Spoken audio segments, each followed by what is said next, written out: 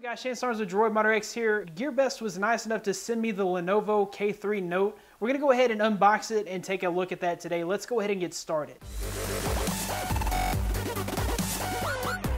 Alright, so I've actually been using this phone now for a couple of weeks, but we're going to go ahead and give you guys the unboxing experience just because everybody likes to see that. So the first thing that we have here is the phone itself.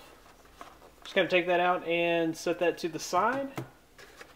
We'll open it up to see what else we have. We've got lots of reading material, all in Chinese.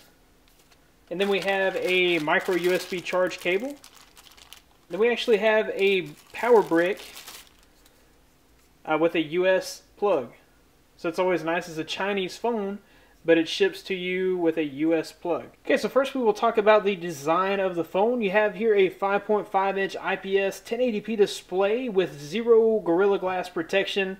So that's kind of disappointing, but you have to remember that this is a budget phone. It comes in at right about $150 at GearBest.com. Flip it over the back, you can see that I have the yellow version. Now this is not just straight yellow, but it has kind of a metallic, glossy yellow shine to it. And then of course you have the Lenovo logo. You've got a speaker on the rear. The speaker brings pretty good sound quality, but it just doesn't get very loud. You've got a microphone here, a dual LED flash, and a 13 megapixel camera. On the right side of the phone you have some pretty nice tacky, clicky buttons here. You've got volume up and down, and the power button on the left side. You have nothing here. On the top of the phone you have both the 3.5mm headphone jack and the micro USB charge port. I prefer those to be on the bottom just simply because, especially the 3.5mm headphone jack, if I want to go on a run and I want to plug in my headphones, I normally would just naturally slide the phone into my pocket like that. If I have the 3.5mm headphone jack, it's just kind of perfect for the way that I use my phone. And then on the bottom of the phone, you just have another microphone there. The phone itself is very light. It is solid plastic, so if we take off this back here, it is a flimsy plastic back.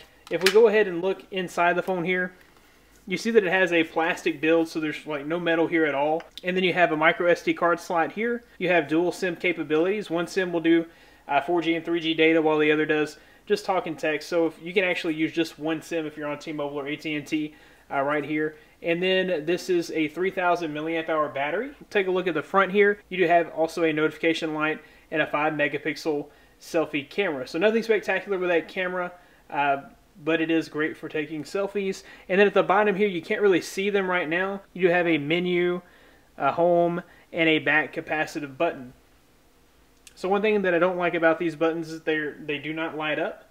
So if you're trying to use your phone at night, they can be kind of hard to see. Okay, so talking about the screen here, this is a 5.5-inch IPS display, and the screen itself was very impressive for a budget phone. Colors are great, brightness is okay. In fact, that's the only thing that I probably had a complaint with is the brightness. Even when it's on full brightness here, you guys can see that it doesn't get incredibly bright, but if you're sitting in a dark room, it's going to look awesome. It's going to look great. The only time you'll have a problem with the screen is if you step outside in the sun.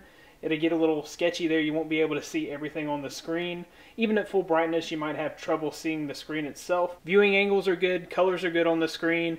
And like I said, overall, I was very impressed with this screen, especially considering the price point. Now, as far as performance on this phone, it performs just as well, if not better, than other budget phones that I've used in the past. Obviously, it's not going to be screaming like a Galaxy S6. The processor is a MediaTek MT6752 octa-core 1.7 gigahertz processor, and it does have 2 gigabytes of RAM. So getting between apps was actually surprisingly fast. So if we press and hold the home button, that's going to bring up our app switcher. The app switcher is pretty much like the same thing you would find in iOS, which is not terrible. Switching between apps is nice and fast and fluid. There is no app drawer here. You know, most of these Chinese manufacturers try to mimic iOS, and a lot of them do a pretty good job. One of the things that they'll always do is not include an app drawer. They'll try to make that launcher as much like iOS as possible, and that's kind of what they've done here. The only thing that I really don't like about the Lenovo Vibe software is all of the bloatware. So it is really heavy and intrusive with the bloatware. In fact, if this was running stock AOSP, I'd probably really like this device. But the things that I hate here are like the Badu browser, the Mopo Play, the DU Speed Booster, the DU Battery Saver, the Clean Master, and the Optimizer and the One Tap Boost. All of these applications, they tend to open up on their own, kind of like pop-up viruses. They just kind of take over the screen for a second, and it can be kind of annoying because they do it all the time. If you go away from your phone for several minutes, you'll notice that 3 or 4 applications have popped up, and it can just be kind of annoying to have to clear those out all the time. These are applications that you cannot remove, so I really kind of hate that about the phone. Software-wise, this is not the best software in the world. It functions just fine, but the bloatware kind of kills it for me. We'll talk about the camera real quickly. The camera takes some pretty decent shots. So if we launch the camera and we take a picture,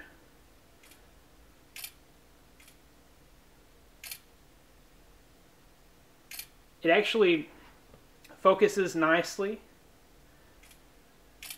And the shutter speed is okay. It's, you know, just kind of mediocre. It's not great. There is an HDR function that will help with your colors